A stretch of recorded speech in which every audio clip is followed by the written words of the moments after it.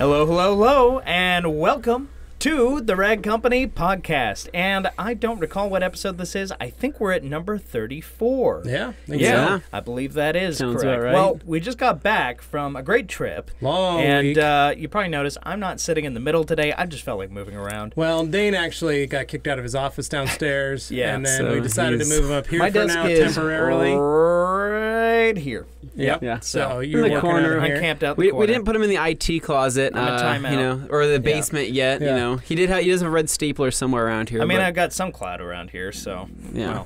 well. He hasn't figured out anybody to bring your chair up yet, Yeah. other than yourself. We'll figure that out later. But anyway, we got some stuff to talk about. Yeah. We had a trip. We It did was have a good trip. So, and, lot we brought back with it. Memories. Yeah. just- So let's talk about that for everybody right off Yeah. the bat. So we left on Wednesday morning. Yep. So I flew in. Yep. No, in my car. I took a lift. Yeah. He flew to the airport. Yeah, I drove in the Private airport. helicopter. Yeah, my private helicopter drove to the airport, got dropped off.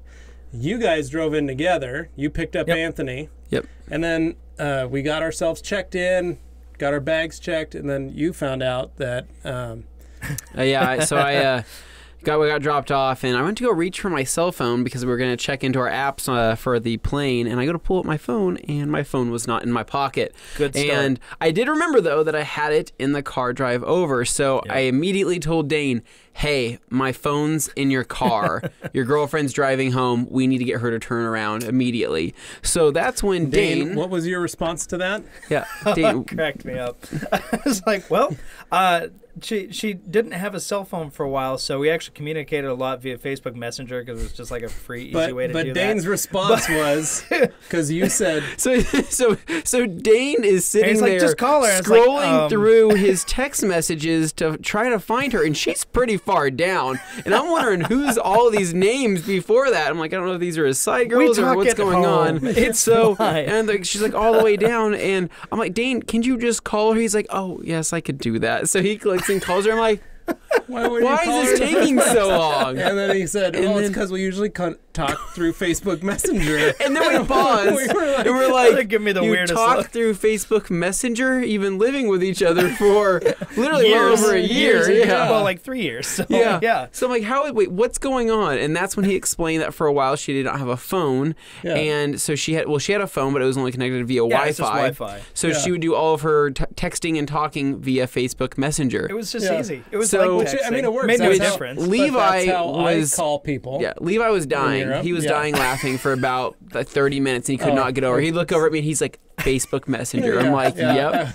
Just, It was just so, shaming It was me. just so funny though. Like it's just so funny. So it's probably because I'm a lot older, and like I use it for work. These kids. Yeah, Yeah. just call somebody. Yeah. But So- we were able to get on yeah. our plane. Yep. Got on the plane. We had a good flight. I mean, Yeah. it wasn't too crazy. Well, We I all got watched. stopped by security before Yeah. we even got Oh, on the yeah. plane. That was Dane. annoying. He got frisked. He got filled up. Because and I had so- all the tech with me, so Yeah. Yeah. So we ran into Larisha Yeah, we ran into Larisha from the Wash Wednesday She's episode. a TSA agent at the airport. She had the Chevy Had- Colorado, in case you wondered. Yeah, That literally Wash had no Wednesday. idea. She's like, "Hey guys," and we're all wearing our Wash Wednesday like gear, and she's like, "Where are you guys going?" We're like, "Traveling to do a Wash Wednesday." Yeah, it was apparently, cool. so it's cool seeing her there. But then we jumped on the flight. We had a really good flight. We all watched Yeah. shows, movies, Yep. listened to music. I was playing my little drum app on my phone. That looks to where really fun, by the I way. can play the drums by just like hitting these little buttons and stuff, and you can play like your background music. So if you have like a song that you really like to listen to, you can play that in the background, then play your drums You over just it. look like a crazed 8-year-old there, just like tap, tap, tap, tap, tap, It's a tap, blast. tap, tap. It's so much fun. I mean, I'm a drummer, so when I can't play my drums, that's what I play. But when we got on the airplane, we didn't have room. Right. And we all packed Pelican cases with all our camera equipment. We each had a Pelican case. because we You were guys some of the probably last saw it. folks on the plane, Yeah. so we they were got all full on up there. Yeah, we got on, and they said, "Oh, we thought they were going in the little like valet, Sure. where they'd be Yeah. like Yeah. waiting for you at the gate." So It happens. So we got in Salt Lake, and we got off the gate. We're waiting, and the girl comes out. And she goes, "Oh, are you waiting for your bags?" And Yeah, we like said, in the jetway we were yeah, waiting. and she goes, "Oh, they're up there." And we were like, okay. And so Okay. we thought she meant like at the stewardess or the front desk there. Mm-hmm. So we walk out of the gate, get up to the front of the gate there, the door or the desk, and the girl's like, "Oh yeah, no, we checked them on through." Yeah, we were you're like, gonna find them in Denver. Yeah, Oh. you won't get them here. You don't get them here. Yeah. You have to wait until you get to your final destination. Yeah, Oh. and we were like, that was the whole reason we brought them, was so Yeah. that we could, just in case, because like Florida, our stuff never showed. There's a lot of cameras and stuff in there. We get a little It's a paranoid lot of when they money. don't Yeah, a couple aren't within thousands and arm's thousands of reach. dollars. So that's why we packed them in TSA friendly cases that we Yep. could bring on the plane. They're like the exact within a millimeter of what size you can have on a plane. Yep. So And so we got to Salt It was a good Lake. plan. We ran to our Yeah. gate. We got there, then loaded in. We got priority this time. Yeah, we We did. got Sky priority, so that was nice. And we hopped on the flight, flew to Denver. It wasn't too bad this time. It was like a 40-minute flight from Salt Lake. So And it wasn't too bad. Last time when we landed in Denver, we had little really bit. bad turbulence. Yeah. But Yeah, this Anthony's a time, nervous flyer. But this time it was great. The captain came on and said, prepare, we're going to have a lot of turbulence coming in. And you gave me this His like eyes deer in the bugged headlight out. look. yeah, I was like, cool. That's exactly what I was hoping to hear. Like, Neato. out of all this time, him saying prepare for turbulence, I'm like, perfect. That's a great way.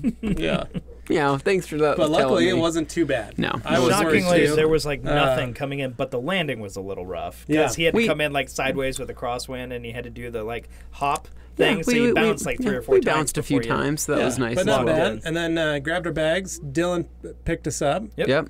And In his pickup. Silverado, his Yep. Z71 picked us up. Thing was It's looking a nice good. truck. Very nice Yeah, truck. and we went So and got nice. some.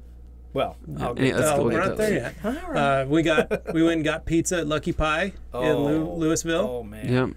Yep. And that was good. That was special. And then we got then we went next door and got ice cream. What was Sweet it? Cow? Sweet Sweet Cow? Cow. It was Happy Cow. Sweet Cow. Okay. Sweet Cow. It was good. Oh man, it was good. We ice finished cream. all our Yeah, it ice was. cream before Dane got his milkshake. I'm sitting there waiting for the milkshake, and I see somebody making a milkshake. I'm like, okay, that must be it. And then they hand it to a different person who was behind me in line, yet their milkshake was done first. And I'm like, okay, clearly they just hate me. Yeah. Yeah. So Dane walked I'll out. just We're all roll sitting- with that. Yeah, me and Dylan and Anthony are all sitting out front eating our ice cream, and then Watching we through finished. the window. And Dane's just sitting in there waiting, and then he came out, and we're like, "All right, let's go get in the truck." And he's Yep. like, "I didn't even didn't even get a Okay. chance." So I'm sorry, Dane, we didn't get to. It was hang out and delicious enjoy. though. Nutter Yeah. butter milkshake, pretty awesome. Yeah, they So have good ice cream. then we got back to RUPES because we had dropped our stuff off previously before going out to lunch, and that's when we got to go on the tour and go Yep. check things out for the first time. And it's amazing. It's such a nice Beautiful facility. building. I mean, everything. The location's really nice. It's a great part of town.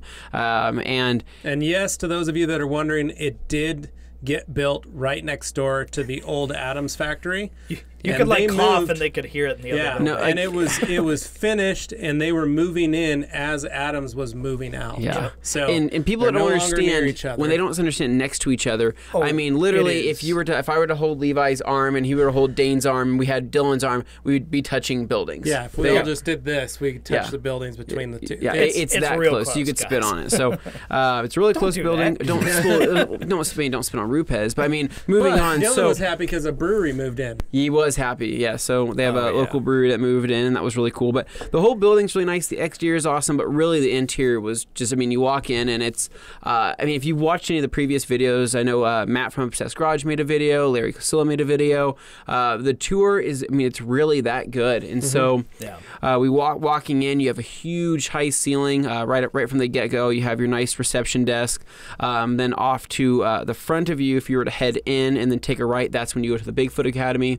If you were to take an immediate right and go upstairs, you have more of your corporate offices, and then downstairs you have a few more customer service offices. And going around a corner, you have your kind of like a break room, like a very large scale break room. Everything has a ton of natural light coming into it. That's It what is, you notice yeah, throughout the it whole does. building is that it's kind of atrium style with all this glass Well, really high up. And all the letting a lot walls of are light in. white, so Yeah. all the light's able to reflect off the walls and stay really bright in there. The only place that's not white is actually the Bigfoot Academy, which Detail is Academy. all black And they have inside. a purpose for that. They There's do. reasoning behind it. So going inside there, it's built for a really much larger scale than what it currently is at. I mean, they had, what, 20 employees in their total? Just about 20 employees. 20 employees, but I mean, that would easily be a building for 100 employees. I mean, they have locker rooms. They have more. They have six bathrooms.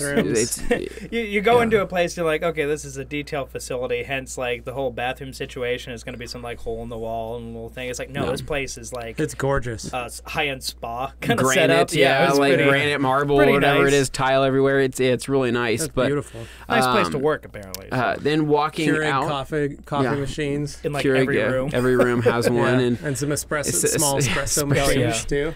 Because of course it's Italian. Oh yeah. But no, going in beyond that, I mean, that's when we went through the factory, and the factory is really cool because I mean, it's really, really big, but they're only utilizing probably a fourth of it. Maybe not even a fourth. Maybe a fifth, a sixth of it. I mean, there's stuff in the other parts of it, but overall, the actual space that gets used day in, day out is definitely small. Yeah, I mean, there's so much room that they put a basketball hoop inside the building, so you could shoot hoops and go work on your 3-pointers, on your lunch break. The big back corner, yeah. But seeing that was great. I mean, they have really cool little storage rooms for everything, and then they have a little room for R&D, which is really cool, doing design and testing. Yeah, they were working on the engineering lab.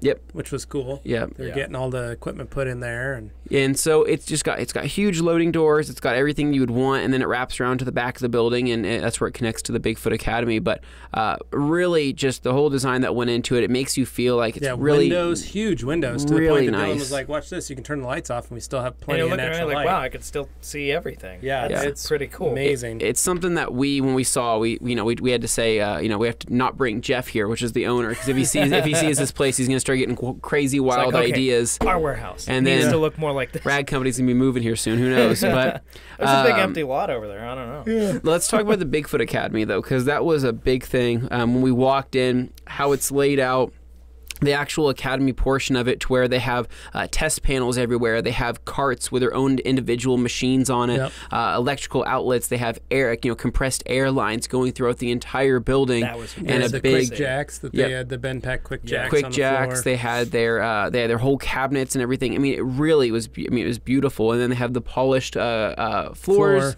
with the Bigfoot logo in the floor. Yep. Matt would point out they were Saber cabinets. Yeah, Saber cabinets. But and then a little bit past the Bigfoot Academy there, you see this giant, how do I say it? It's this giant curtain, basically. And you wonder what's behind the curtain. You roll the curtain over, and it is the wash bay of wash bays. Oh, it's a legit full-on, almost full-service wash bay. But with a much higher ceiling. Yeah, 16-foot ceiling, and then all the showerboard walls and lighting that's all sealed. And the lighting was all waterproof. Yeah. It was a waterproof electrical boxes. Encased, yep. Spot-free water on tap. Spot-free water, the big old, the whole reverse osmosis machine, everything, deionizer. It had everything in the back there. It has a storage room where they have all their chemicals. Sand and grease trap. They have a separate separate sprayer which you can put any product in there you want. They had a magnesium chloride remover. Yeah, for winter. For winter time, but it's really so nice. They have the big old pivoting swinging arm, and then above that they actually have a fan. So if that little area gets to a certain point of humidity, that fan kicks on and sucks a lot of that humidity out of there. But it was just a beautiful wash by. All the drainage and all that up to regulation for any type of chemicals anybody would use. So it was 100% legit wash bay. What you notice throughout the entire building, from the wash bays to the classroom to all this other stuff, is just how thoughtfully laid out everything is. And a big part of that is probably just the fact that this is what happens when you're able to design a building from scratch to do exactly what you want it to do, as opposed to taking an existing building and going, well, we'll compromise here because this can't be changed due to codes, and we have to. Like, when you do it from scratch, you can bypass a lot of those problems you'd otherwise face. So you end up with a really, really functional, and then the classroom had a facility. ton of modular furniture so that they could set up desks and chairs and my dad definitely all needs that to stuff. find out about and then those. They had three monitors. Three 70-inch monitors. One of them was a smart, like a tablet monitor, smart board. Yeah. So you could write on that, but they had a whole wall of their polishers that they have. Every piece of equipment that they manufactured. Like the entire product line. Yeah, the entire product line on one wall where you could just walk up to it, pick it up, play with it, do whatever you want to do. Look at the pads, look at all the small little add-ons and accessories. On the other side, they had all sorts of cabinets for storage. They had, of course, coffee. They had snacks. They had all that. Red vines. designs. And then on the other wall was all the art of Bigfoot from SEMA. Yeah. All those art of Bigfoots were So hanging on all walls. the coolest looking, I think they were the casing of the 15 and the 21 that were all painted and designed, and some of the coolest artwork I've ever seen. They had a Game of Thrones one, they had a Superwoman one. Yep. Or Wonder Woman. Wonder Woman. Sorry, Wonder Woman. My bad. Don't hate like hate me, DC old people. hot rod patina Style, type yep. one's very cool. Yeah. So it was fun. It was a neat space, and that was basically where we camped out. We set up all of our gear, and that's Gear and safe sleep there. there. So but that was actually the first place where we made our pit stop because we dropped off all of our gear and set up all of our camera stuff for the week.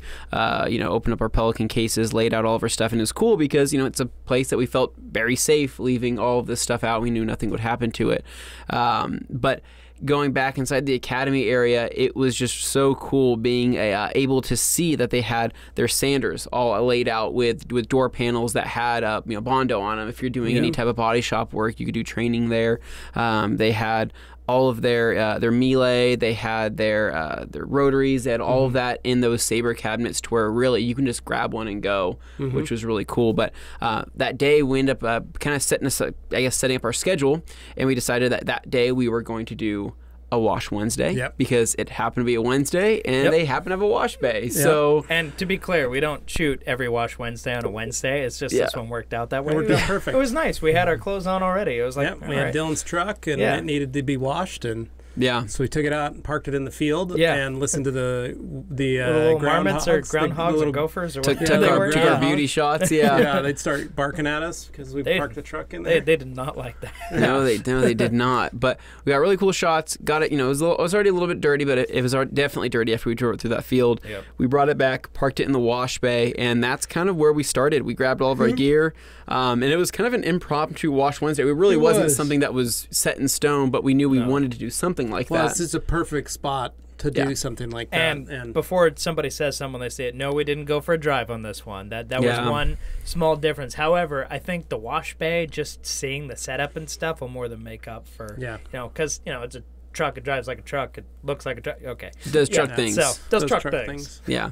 So we started the wash. I mean, we did everything from foam cannon. There's actually a special treat in there for the people and maybe for the haters out there. I'll actually just tell you, we did a 1 bucket wash, and we want you to watch it before you start getting all crazy and start judging us. But we did a 1 bucket wash. Dylan has been detailing cars for just as long as Levi has.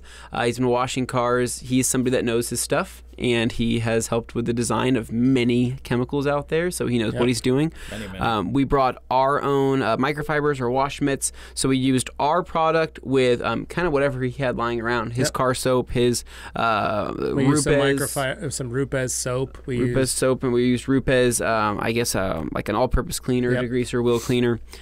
We used a little bit of everything, and it was really cool, but the whole wash went really, really well. Yeah. It took a while because it is a big truck, but Dylan moved pretty fast, so he kind of showed me the ropes. It's almost like they know what they're doing. It's like he knew what was up. His truck was coated or is coated, which was really cool because about 4 different I was going to say by too. Several different ones. So you're seeing all this water just fly right off the surface, and it was really cool to see, and made the washing experience much, much easier. Yeah, which was nice. Cleaned crazy well. I couldn't believe how good it was. They're just looking at it like, oh, hey, you want me to go away? Yeah. Okay, no problem. Bye. See ya. So we did that. And then we went to dinner. And where'd we go to dinner? We went out to Boulder for dinner. We did. And I can't remember. What did we eat? It was a barbecue. It was a barbecue place. We went to a barbecue joint. Did we? Yeah. Yeah. Yeah, it was a barbecue joint, and then we went over to what we have here is like a little space bar arcade is what they call it, but there it was called something else. I'm forgetting. Yes, we did go to the barbecue joint. Yeah, that really cool little restaurant that was in the old building. These are all like college town kind of joints and stuff. Mine's also a lot of Boise. I mean, in certain areas of downtown Boise. The vibe was similar, kind of Boise, Portland. We ate our fill in barbecue, and then after that we went to this arcade. We grabbed drinks there, and we played 4-way Pac-Man. I think they call them barcades. Barcades. Yeah, it's just an arcade with a bar in it. Yeah. But super fun. And we learned about 4-way Pac-Man, which is the best time you'll ever have. And I apologize for yawning. I'm still not 100% from our trip. And it's not like you get that jet lagged, but at the same time, it wasn't jet lag. It was just a long weekend for me here at home. So so we did that, and then We woke up Thursday morning. We got back to our hotel, hung out. They put we were at the Omni, Interlaken. Very nice hotel. Gorgeous hotel. Very, very. It was Dane funny. had a balcony. We didn't. Yeah. We each had our own They're room. like, "What's your room like?" And I showed them like, "I got a balcony. That's cool." And they're like, I'm "Wait, like, we didn't get balcony." I didn't get a balcony. I got And then a when view they of a gave us roof. their cards, our rooms, he was in the fourth. He was on the fourth floor. I was on the third, and he was on the second. Yeah, we're all We're in like, very different what? spots. So that was funny. And then, but we stayed there. Then you and I the next morning went and grabbed breakfast at the downstairs. Oh my gosh! For anybody that's ever going to stay there, do the breakfast and don't make the same mistake we did. I recommend doing the buffet. Do the all-you-can-eat buffet because we didn't do that and found out it just costs just as much by the time you pay for your coffee and your your waffles and all of that. Yeah. So So even though the buffet is rather expensive, it was very worth. Oh my gosh! doing But it's so nice, hey, guys. It's a 5-star hotel, so I mean, Yeah. everything is an It's not experience. pricey, we'll put it that way. It's not too shabby. Yeah, But yeah, and then Dylan picked us up. We headed in, and we spent Thursday. We did a class. A little bit. We learned about the movement types of the new polishers. Yeah, we got And schooled on all that stuff. And then our buddy Tom Smith from Buff Bright, he showed up. Hey, Tom. Yeah. And he was able to. He rolled in right as we were getting ready to do class. He flew in that morning and spent the morning with us doing the movement class and learning about the polishers. gloss. The bias for gloss. Yeah, that was bias a fun for class gloss, Dylan which was taught. cool. And then the three of us. Oh, then we all went to lunch. So Yeah. we did those. Oh, and we did the tour again, but this time with folks. One for Tom's benefit, but also so we could get more B-roll footage, so you guys could see. Yeah, we got video of all people these working. things we're describing right now. We got it all. It's coming. We just But that way we release could it. have people working and stuff. Yeah, And then it was just it was really cool about the whole class portion of it because we had our own private teachers. We had Dylan teaching the class and we had Jason teaching the class, and it was awesome to be sitting there, asking any question we could want to ask. And it's just us. Taking notes and between filming it and learning. I mean, there was just a lot to those classes that you don't really realize, and they really do a good job of helping people that are new to paint polishing, and they're helping people that have been paint polishing for years, 20 years, because they break it down for you to where if you're looking for the particular polisher that needs to do a certain job, they tell you what is, the best, the better, and then, rather than trying to force something that's like not really designed for a certain task to try and do the work. It's like, yeah, you could do that, but you're either going to work harder and not get the same result, or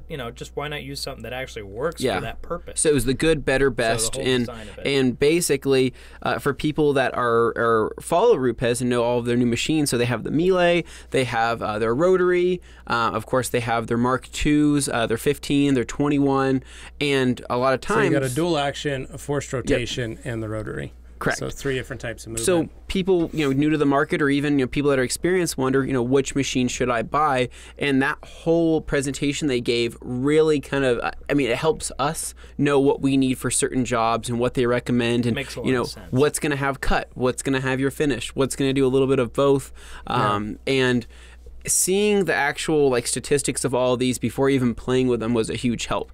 Because there's so much science that goes in and R&D that goes into all this stuff. It's not just like, well, we decided we can charge for this and do it this way. So, no, there's so much thinking. Well, and that they goes make a into machine, this. and when they build a machine, they, like you're saying, they think of all those things. Yeah. So just because, let's say it's a rotary, doesn't mean it's exactly like the rotary that you're going to buy at Harbor Freight. Yeah, it's not. Yeah, It's not exactly like the Makita. It's not exactly like the DeWalt. Yep. There are features in the new RUPES rotary that are next level. And for me, I was a rotary guy for a really long time until the Bigfoot originally debuted. Mm-hmm.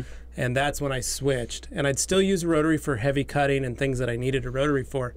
But I basically put my rotary down because I didn't need it anymore. Yeah. I could get 90% of what I needed done with my 21. Mm-hmm. And then they kept bringing out more and more products. So it's good, but there's always a place for rotary, and there always has been. It's just the Italians take a little while to get products out to market, and they got the rotary, but they wanted to make sure they've had the rotary over there, but they wanted to make sure that it came with new features and options that made it the reason to buy a RUPES rotary. Right. Yeah. What makes it different from that It's DeWalt not a and all that. compromised Not at all. And so it was just really cool learning all of that. Not a rotary for the sake of a rotary. Yeah. We had fun. We had a lot of fun learning. We were giving each other crap, like asking questions that, customers ask us. And they may seem like dumb questions, but we're like, hey, what do we say in this case? What do we say in this scenario? And it's funny because, Jason laughs with us and he's like, oh, I've heard that one, 20, 30 times. So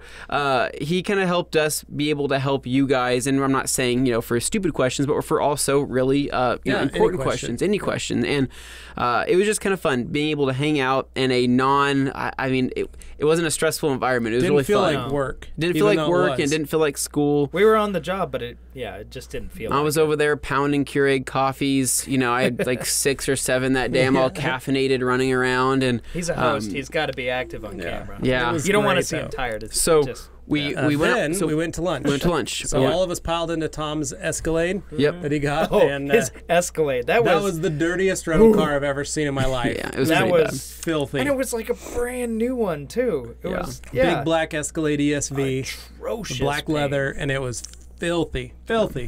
And even inside it was disgusting. Yeah, and he got it as an upgrade. Like they were like, "Hey, good news, you get this." And he was you get upgraded to this. And you should have seen. It was dirty. They knew it was a detail. Well, initially we thought he was going to be hanging out for the day, and everybody's eyes lit up. Like Dylan, Jason was all excited because we see this black, just haggard Escalade, and we're like, we could play on this thing for hours and hours and hours. But unfortunately, after lunch, which was awesome, we had pizza and we had salads and all of that. It was kind of like, it's called Mod Pizza, which is very similar to a Blaze Pizza that we have here in Idaho. It's kind of one of those places. You make your own. It's like Chipotle Pizza edition. Yeah, it's like a Chipotle Pizza edition. Put it in the tell them oven. what you like, and they put it in the oven for you. So we had that, but then when we got back, we found out that he was only going to be hanging out for a little longer. Tom hung out for 3 hours after. He hung out with us for quite a while, but he had to go afterwards. But when we got back from lunch, that's when we got to do something cool. The 3 of us got ushered into the factory, and Tom stayed for 3 hours and spent the time with Jason Rose. And the 3 of them talked and he showed the Buff Bride. Tom got to play with the new tools so that way he can sell some of them and things like that. But we did something special. Huh? What did we do? We did something special. Well, they ushered us over into the factory. Yeah. And from start to finish, soup to nuts, we built ourselves some Mark II Bigfoot 15s. Yep. No joke. Literally, this was bit by bit. From washer to bearing to washer to plate to squish them on together, then put them on the rotor. Put them on every single little screw, every single little press. You guys are detailers. I'm not really a detailer, but I've seen the light. I understand now, what goes. Because I like mechanical stuff. I like seeing the guts of any kind of product. Like, how does that work? Yeah. Now I know. No, we hand built our very own. Yep. So I built mine, you built yours, and you built yours. No robots. And we had Fletch helping us out. Fletch. Mike Fletcher, man. And he's been building cyclos for years. God bless that man. And since he's the now early the 90s, and he's the kind of lead trainer, so to speak, for teaching guys how to build polishers and stuff. So he teaches all the employees and things like that when they come in to build, and just amazing. What a patient man. So patient, so humble with us. But he'd show us. He'd get the pieces out. He'd help us pull the pieces, and then he'd assemble them and show us how to assemble them. And he'd have the instruction manual there, and he'd show us how we're assembling them. And then we'd each build each unit, each piece as we went along.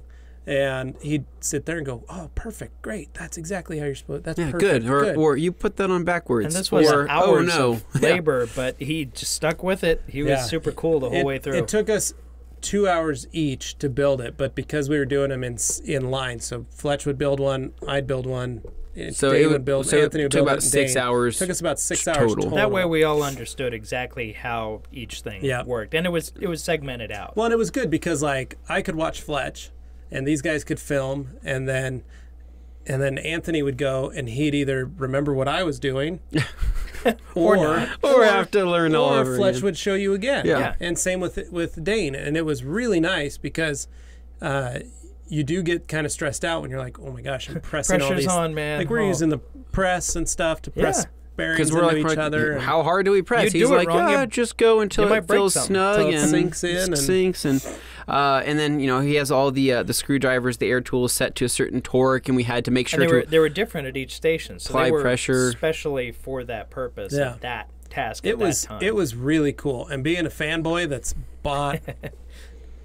Gosh, I probably bought 9 different RUPES polishers. It was really fun to be able to do that start to finish. Yeah, you know, because I only have my 21, and then of course the machines we have here. But all my main workhorses that I bought for my detail shop went with my detail shop. Yeah. So it was nice to get the number 1 back for myself, and then now I have a 15, which was really cool. So we all got to finish our machines, but that night we didn't finish them. Yeah, we were close. We still had to put modulators in, and we're like 3/4 of the way. We had to do the testing. We had to see if they worked. So it was a running joke. It's like one of you guys is going to have one that won't start. Well, we had to do a high pot test, and we all made mistakes along the way too. And it was, thank God, if Fletch wasn't there, I don't know what we would have done. But you know, there were certain points to where we may have put too many washers on a certain area, or we put something backwards, and or even a screw in at the wrong angle. Yeah, like just because a screw goes in doesn't mean it's right. Well, we put a 6-inch backing plate on our 6-inch backing. So we're like, whoa, wrong backing plate. Like, so there was just a little bit of everything that happened, but I mean, really, the complexity of these machines. I mean, that's something I kind of wanted to talk about. Is that, you know, you could tear it apart. You can tear maybe what you can see apart. You can take your backing plate off. Maybe you can pop off the tail end of it and see the power cable in there. But there is so much more that goes into those with the brushes that are inside there, the actual motor, and all these little washers and all these little tidbits that you don't even know are there, and are a very significant part of that machine that they need to be on there. And it was kind of cool because building them, we learned a lot, right? You know, first things we joke around about are the washer mod. We say, how many washer mods have you seen? And he just looks at us, laughs, and he shakes his head. He's like, please don't do that to these machines. And they're built this way for a reason. And it was funny because but he explained it. But he explained it. He's like, why? This is why you don't do that. And we say, okay, like, you know, how important is it realistically? And he says, every machine that gets sent back has a washer mod, or at least, you know, 99% of them do. And he said, a lot of these machines are getting sent back for this reason. He's like, it's really uncommon to see a machine getting sent back that doesn't have a washer mod, you know, under warranty or, you know, or without warranty. Yeah. And we think, oh, that makes a lot of sense now. His reason was it puts too much stress on the main bearing head. Yep. And it's spinning way faster than it should. Specifically to work the way it does. But it now allows for a side-to-side movement when you put a washer mod on. It's a very minimal, like, I mean, we're talking micrometer almost, but it's just movement, enough. But it's enough to throw off and burn up that motor. Yeah. Because it's spinning way too fast and there's movement. And so that was fun. That was neat to, you know, we've always heard it, but once you start putting the machine together and you realize how tight those tolerances are, and you've got that kind of just a fraction. And just the thought that went into the order of the process and why something goes the way it does, because the part that's coming up next is going to require you to, like, to move this thing like a gymnast through this other part, and finagling everything together. But also they were really clear. They're like, these aren't off-the-shelf parts. These are, you know, made in Italy, brought over to the U.S. to be assembled. Yeah. These are proprietary, specific to this machine designs. On it. The little washers in certain areas said RUPES on them, or these certain pieces were colored a certain way, and so it's not off-the-shelf components, like to anybody wondering. No. Well, and what's cool now is that now all 21s and 21 ES and Mark IIs and Mark II 15s are all made in the U.S. now. Mm-hmm. They're assembled in the U.S., which is really cool. And they make 60 a day. Yeah, in the U.S., which is crazy. When you see them move these giant, like, pallets full of them, Yeah. So that was just cool, and that's just another reason why to buy a RUPES polisher is, you know, there's Americans doing American jobs. People love them made in the USA. So they're building their machine. So that was cool. And then on top of that, having that support staff there. Yeah. If you have any questions, those guys all can answer and help you. They're You've got a place to ship the tool to, which is another reason to purchase the tools, because you can send it in. And we saw, I mean, the craziest stuff being worked on and being brought in. We were seeing old cyclos from the 50s. Yeah, like the 50s and 60s. From the 50s and 60s. Well, there was a guy that brought his in. While we were there. Yeah, while we were there. It was from the 80s that still worked. He just wanted to get it. The cord stopped working on it. You want to get refreshed. And, Get it refreshed. And they said, and then we found another one that looked like it had been buried in the dirt and only had one brush left on it. Yeah. And it was still working, and they were like, it just needs You cannot kill these things. Yeah, and like it was tanks. These are cyclos. The one from the 50s, had the had the Craftsman logo on it is what it had. And he's this one's from 56 or something. And you look at it, and I'm like, well, I see that there's a hook and loop backing plate on here, and he's like, that's actually a modification that we did to make it to where it can do this, because before that it just kind of had this molded like a suction cup kind of molded piece on there, and it was just that sounds terrifying. Well, it made me. They still make them today, but it was like a foam pad that attaches around the head. It comes over the head like a bonnet, kind of, but made of rubber. But it makes you feel good to know that whatever machine you're buying, whether it's a 15 or a 21, or even if you have a cyclo, 50 years from now, I could potentially send that back in and have it get fixed. Kind of like how Porsche in Germany keeps old Porsches alive by having all the parts available. $100 or something like that. Everything they're still working on. It's not Cyclones. even that expensive. Yeah, it's pretty reasonable. And I think they pay for shipping back to you, or it's all, I can't remember what the exact pricing was, but it was really cool to know that, but they joked around. They said that our polishers that we made weren't under warranty. So yeah, and they're like, you built them. We can't trust you guys. We're the ones that made them. You are the warranty, buddy. Yeah, we're going to ship them back, and they'll be like, wah, sorry. But so we end up after we were done building them for the day. That's when we ended up going out to. We went to Hefe's. We went and had tacos with Dylan and his wife Amanda. Yeah, and I would go back to Colorado exclusively. We went. It was in Longmont. It's called Hefe's Tacos and Tequila. And after a couple of margaritas that we had, I was having a very religious experience, religious and emotional experience with these tacos. Like, when you bite into something that's so good that it can bring a tear to your eye. Yep. That's how good these tacos were. And we had ahi tacos, we had barbacoa tacos, we had takis, we had chicken. Everybody ordered something different, but these margaritas, though, I don't know if it was the elevation. My Diet Coke was amazing. I was feeling it after about one of these. Dane was feeling it. Before somebody in the audience calls it out as like, oh, they're just shilling for it. No, we paid for this ourselves, so it's not like, The tacos? Yeah, when it comes to that stuff, like a lot of the food things, because I know some people get hung up on that sometimes, but the reality is we covered ourselves. Yes. Okay. Oh, no. I know there are folks out there who are like, oh, somebody paid for this, and clearly they're just buttering them up. It's like, no, we actually covered for ourselves. Okay. Yeah. Like, okay, say there's a car review, and somebody's like, Audi wanted me to review this car so bad that they paid for my hotel and this, that, and everything. So basically... he thinks you got paid in tacos to talk about RUPES. I always overanalyze this stuff. I just made sure I went down the rabbit hole before someone else did. There you go. I just wanted to be super clear about that. You can pay me in tacos all you want, and I will gladly promote your business. Yeah. Pay me in tacos and tequila. Yeah, you name it. Bring it on, man. That's my preemptive strike. It was phenomenal. We had a great time having dinner with Dylan and Amanda. Yep. We just sat, had a great conversation. It was fun. Ate our tacos, enjoyed it. And then Dylan took us back to the hotel. Yep. We hung out. At the same time, I was starting to try and buy a house.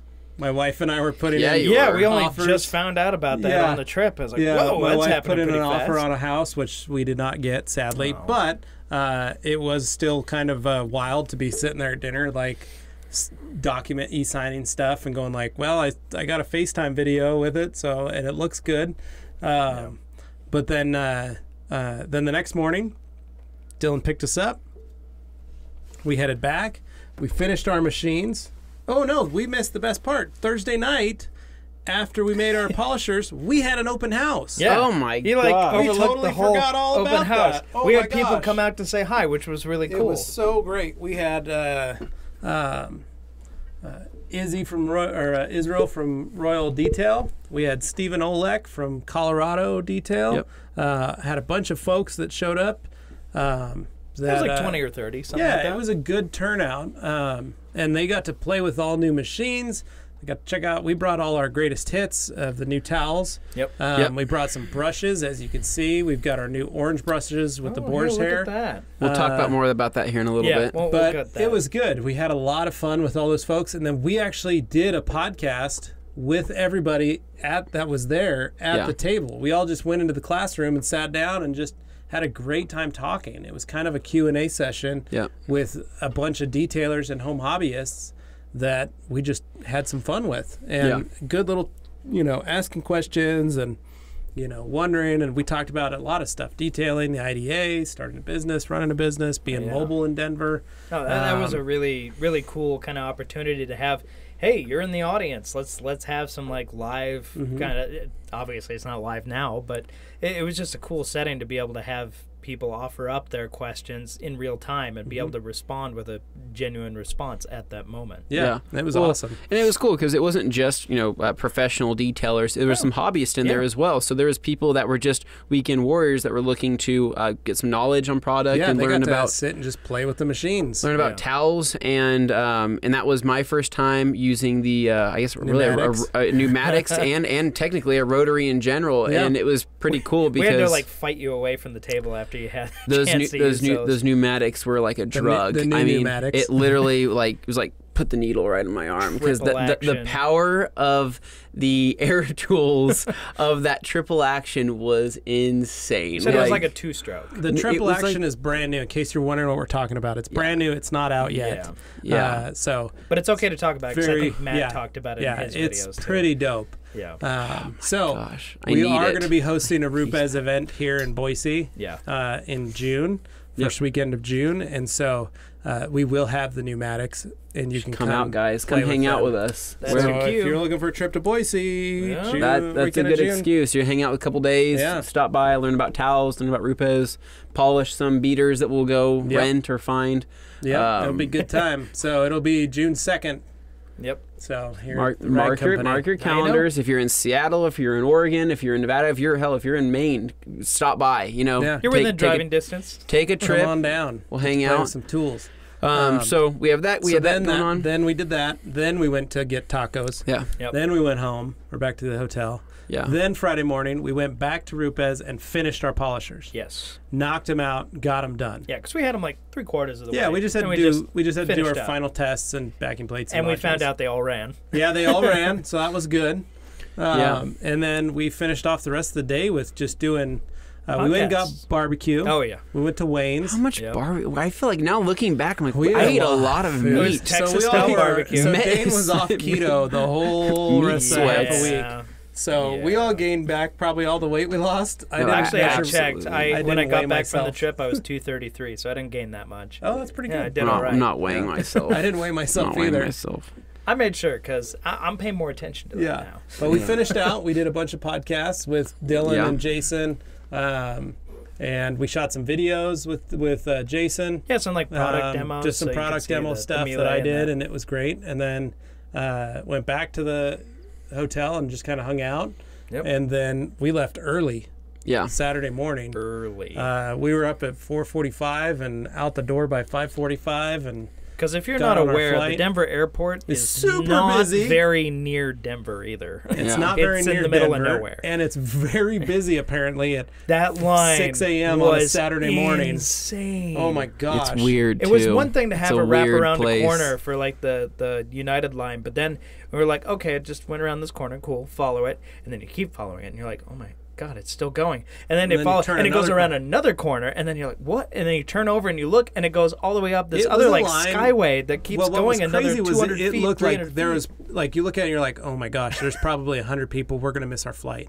But it only took us 3 minutes. Those ladies were doing an amazing job. They were directing traffic. They had those people moving. Can we talk about the fact though that I'm a nervous flyer, right? Like I don't like flying, but when we're driving into this airport and I see a giant Bronco on its like hind legs with beating red LED eyes. Do you think that puts a good thought into my head? Right? If you're not familiar, it looks like a horse from the Horsemen of the Apocalypse. Yeah. It looks a like terrifying looking horse. And I'm sitting here like, oh, kind of nervous to be flying today. You know, the art around the Denver airport in general is interesting. Then I see this demon horse with the red eyes. I'm like, cool. That's not a sign of death, and I don't know what is. Right? Like, it's the first thing you see in the morning. And then we got on our little flight. Yep. And you got the seat next to the toilet.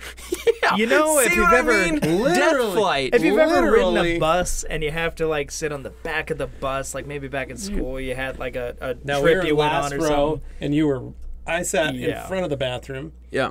and then both of us were next to the in bathroom. the very Yeah. last. And then there's Literally. remnants of what made this plane seem like it was from the 50s because there was all these like, smoking ashtrays everywhere. And I'm like, well, how old is this damn plane? Yeah. And that kind of stressed me out. And then I'm already not feeling great, right? So I'm like, let's get some air. The damn air things were blowing out hot they air. were warming the I've plane up. never They were warming, experienced yeah, that. I've never experienced a warming up of the plane. They had to warm the cabin. Those little AC jets above your head, yeah, they were blowing and hot so it air, was not cold hot air. And in the back, we were dying. And that was All of us. It disgusting. great. So it was hot air But- because I'm sitting next to a toilet, guys. we had an hot, amazing- steamy toilets. And it's right. And I'm talking like I could literally like No, rub you my just head reached on out the and touched the door. door. On On the the door. nicely You could just carpeted. open the door on in people. the host, not the hostess, but the flight attendant is walking She was back and super forth, cool. She was and she's awesome. just like, "Hey, just letting you know, this bathroom gets pretty stinky, so I'm gonna go Yeah, ahead that's and great. hit it with some air freshener." And I'm sitting here thinking, "Okay, it's hot. I'm sitting next to a stinky toilet. I already don't like flying a plane. 6 a.m. Why am I gonna travel anymore? Like, why am I going to 6 these a.m., what are we places?" doing? Oh man. So But she did give us double cookies. she did the Stroop stroop waffles. Stroop She hooked it We waffles. up. got two, Or so the that was shiz. great. Had that going for us, which Yeah, was nice. That was nice. Anthony Yep. was tapping me on the shoulder. I was like, what? And he's like, Man. and then Yeah. she handed me an extra one. I was Hooking like, you up yeah, with stroop waffles, it's but good stuff. she was pretty cool. And then we landed. Yep, landed. And we all had our significant others pick us up, which is Yep. great. My kids picked me up. First thing we did was head to Jackson's to get some soda. Of course. Daddy Attaboy. needed his drinks. He's fixed yeah. because he's been drinking Diet Coke and not happy. Yeah, I needed that Yeah. Diet Pepsi, man. It was killing me. However, not I the did get a same. Diet Pepsi that morning at the airport, so I was happy Oh, about yeah. that. But Oh, yeah. it was stressful. And Yeah. then I had a hell of a weekend. I came home we are listing our house, Yep. and we needed to repaint it. And so from 10 a.m. till 2 o'clock in the morning on Saturday, I did nothing but paint my house downstairs, got walls and ceilings done. Then Sunday, woke up, we didn't go to church. We literally just stayed and painted till 11 o'clock last night. I got the upstairs done. Then I woke up this morning and had a meeting, a go-to-meeting Skype phone call thing Yeah. at 7 a.m. So you I'm didn't get a tired. break I after am the trip. You just tired. went straight Yeah, into it. no, I am exhausted. So Oh. again, apologize for the yawning. But what did you guys do this weekend? Well, I don't have much of a story, but I feel like Anthony might have something to say. So, Oh. Anthony, why don't I you tell us just what happened this vegged weekend with you? after that trip? Yeah. So guys, I'm engaged now. So I got that going for me, which is nice. Tell us the story. Tell the fans what happened. It was great. All right, so I've been thinking about this for the longest time. I've had a ring for a little over a month now, and I'm going to just preface this by saying that I am not I'm not good at romantic stuff, right? That's just not me. It's not who I am. Well, that was clearly evident.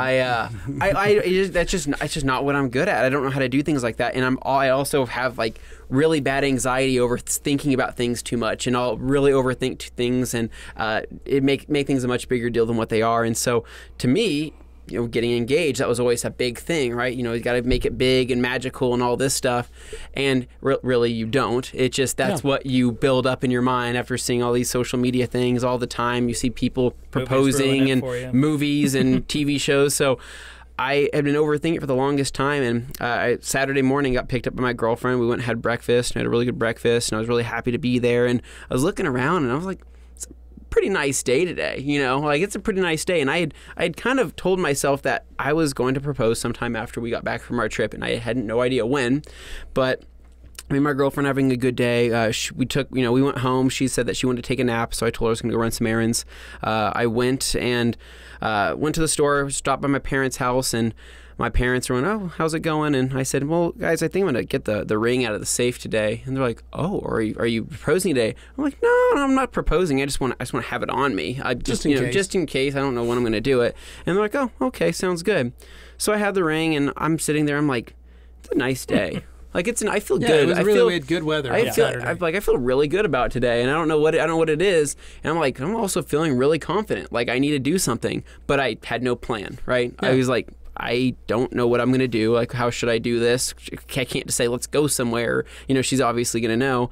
So I was thinking about it more and more, and I wanted to do it kind of me and her thing. I didn't want any other family there. I just wanted it to be us, but I really wanted to include our dogs. Our golden retrievers are like, you know, the highlight of our lives, and we love our dogs so much. So I was thinking of ways to incorporate them into this, and so I went to the store. I bought 2 collars. I bought a red one and I bought a blue one because I knew those were going to be a part of it, but I didn't know what I was going to do with them. As I was checking out, I'm kind of nonchalantly looking around, and I see one of those ID tag machines where you make your dog tags, and I was like, and it hit me, like light bulb went off in my head, and I'm like, what if, hold on. So I went over there, I picked out the shiny dog tag that kind of looks like it would match a wedding ring, went over there, and on one side I engraved Katie, her name, and on the other side I engraved, will you marry me? And this was my idea. So I got home. She's ready to go to the gym. She's already like has her hair. She's taking pre-workout. She's like, all right, glad you're home. I'm about to take off. And I said, wait, before you go, I was hoping we can go, you know, take the dogs out somewhere. You know, I feel like, you know, that we can go get exercise that way, right? You don't have to go to the gym. I don't want to spend time with you. And she says, okay, well, and I said, and you might want to change. It's pretty cold outside. You might want to, you know, throw on something. It's a little windy. So she's like, okay. So she goes upstairs, comes downstairs, you know, looking cute. She's got her hat and she put lipstick on. So I'm like, oh, she knows something's up for sure. So that's when we took our dogs to this really cool place that has an awesome view of Meridian and the mountains and all of that. And we were out basically in this big field area, you know, tossing the ball. And I told her, I said, hey, you know, I actually picked up some new collars for the dogs today because they actually needed new collars. So I pulled out one red one, and I said, this one's for Huck, which is our puppy. And I said, but I'm going to put this one on him. And then I handed her the blue one, which is for Baylor, which was her first dog. And I said, and this one's for Baylor, and I'll let you put this one on him. And so she grabbed it and sees a shiny keychain. She said, oh, what does this say? And she looks on it and flips it over, reads the backside. And that's when, timed it, dropped down to one knee, pulled out the ring. And it was just like instant tears of happiness. She like jumps, grabs me, pulls me up. Like I blacked out basically. I was so nervous and stressed out, and it was one of those things. It was perfect. You know, I didn't have to overthink it. I did overthink it for the most part, but that's all it had to be. It had to be something that simple. And it was had to have a little bit of something there. I put some thought into it, you know, showed that I cared. And dude, she was like ecstatic. She was so happy. And now she has even that little tag. She has a little dog tag. And I told her, I'm like, put it on your keychain, you know, put it on, you know, on something, put a little frame or something, whatever you want to do. And she was just so happy that I incorporated the dogs. Like, we're happy we're all playing with our dogs. And we went and told all the rest of our family. Everybody was super happy. And I was more like, you know, I couldn't believe I was doing it. I'm driving like, what did I just did this. Like, this is crazy. Like, you know, I'm sitting here thinking like, you know, I don't know how long it would have taken me if I wouldn't have done it that day. Like I would have overthought it some more. And so it all worked out. I'm engaged. Everybody's happy. I'm happy. And I guess it's time to start, planning a wedding here eventually. So we'll keep you guys updated on that. Invite all of our podcast listeners. Well, no, like I can hear people out there already just going, oh, damn, that's a good idea. It's a really good idea. Like, wow, for somebody who overthought it and felt like I need to make this simple, you still made it look and feel like something that felt like a plan. It was flawless execution. Guys, I did that in a day, and that's like something I was so happy, and all of our family members. Dane, trust your gut. When you propose, not over Facebook Messenger. Just to bring it back. Okay, well, full circle. Full circle. There we go. A ring, if you will. So, anyways, we had a great weekend. We are back here at the Rag Company, and you guys have been getting teased this entire time. You see all this fun stuff on the table, and we're not talking about it. We're literally not talking about it. They probably are fast forwarding it to right now as to we start talking about it. But all right, so in front of Levi here, Levi, explain what this is. The Eagle 350. This is the replacement for the Wizard. As most of you know, the Wizard is a circular knit weave similar to the Eagle, but people get confused. Yep. So in addition to the new Eagle 500 line and Eagle 600, we've renamed and redesigned the Wizard to become the Eagle 350. It comes in this new color, lavender, 16 by 16, 70/30. Such a nice color. And the number is the designation of the GSM. So it's 350 GSM. So if you like the Wizard because it's very thin and lightweight, you will love the new Eagle 350. So that's that one. Yeah. So now in front of us right here. What's on this part of the table here? Right. Underneath all of this. All of this stuff. So underneath, Dane, you wanted to explain a little what this is? Well, I mean, I can basically just give away. It's our new twist pile, and you notice there's some difference in the design new twist here. Twist. It's a twist twist. 20 by 24. Yes.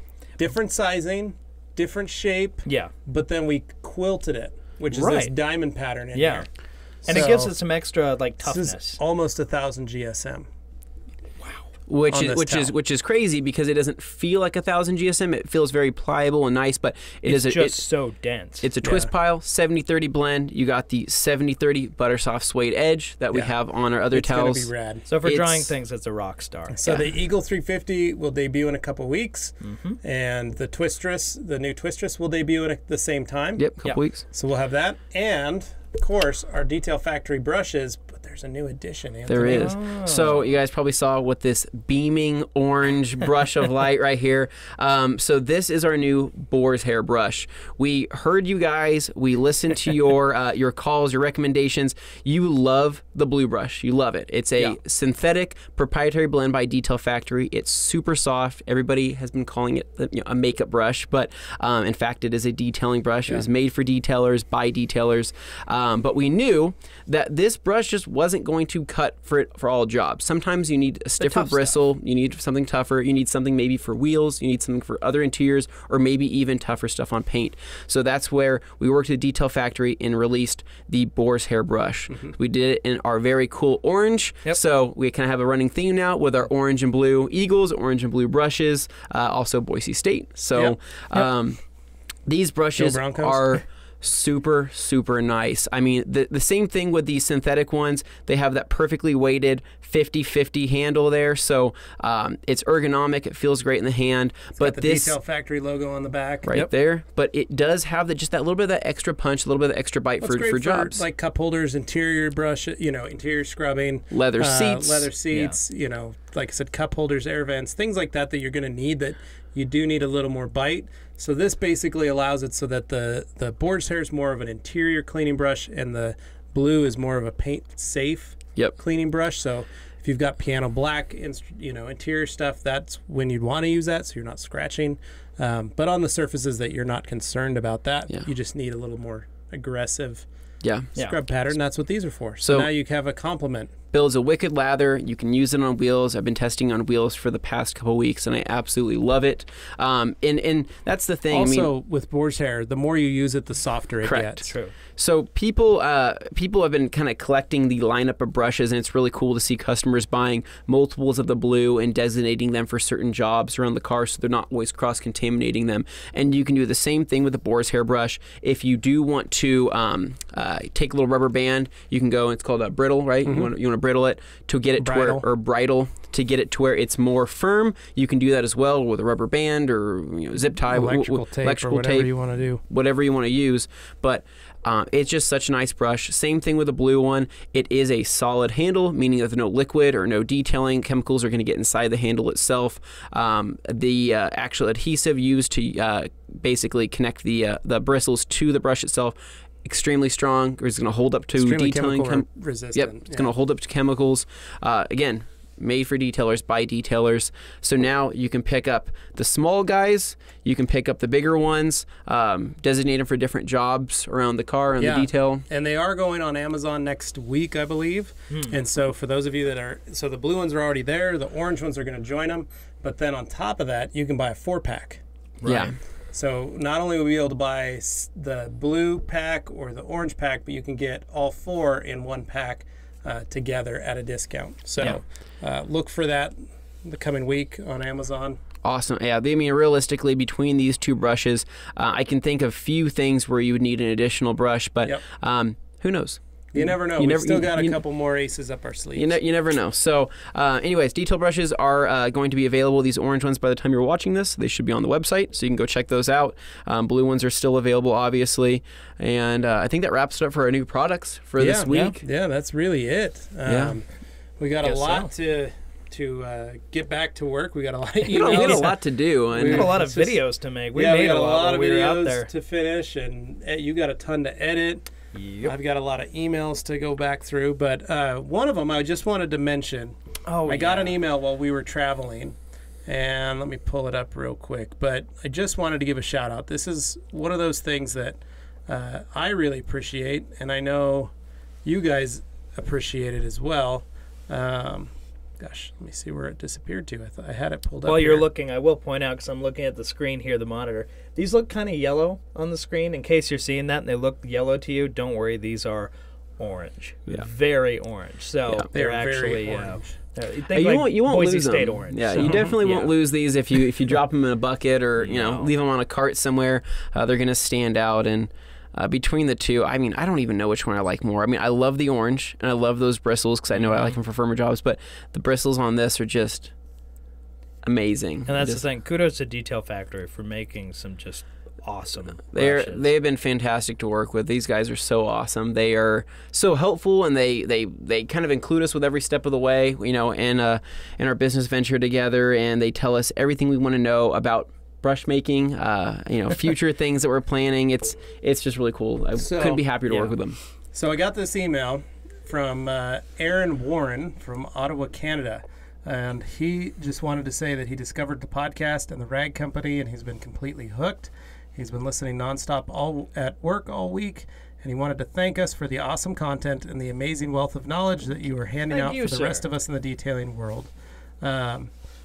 Basically, he's a detailer at a dealership, and he's just kind of starting out, and he's learning about paint correction and products and towels. The problem is the dealership isn't up to snuff on that stuff, so he's actually been going and buying Costco towels for himself because they're using old cotton rags to wipe down customers' cars. Sounds kind of like your story. Well, initially. yeah, kind of, I started looking at it. What he's basically doing though is he's asking for advice on types of towels and why. He's starting to use, he's learning. He's grabbing for knowledge, and he's trying to get it from everywhere he can. He's learning how to use a rotary. He's learning how to use the Porter Cable DA. And for me, I look at it and I go, that is awesome. That here's a kid that's hungry for the knowledge, wants to grow in the industry, wants to learn in the industry. And I just wanted to say that it was really cool that he reached out to me. But one of my favorites was that he wrote, and I'm sorry, Aaron, if this is embarrassing, but he wrote, "Sorry for all the questions.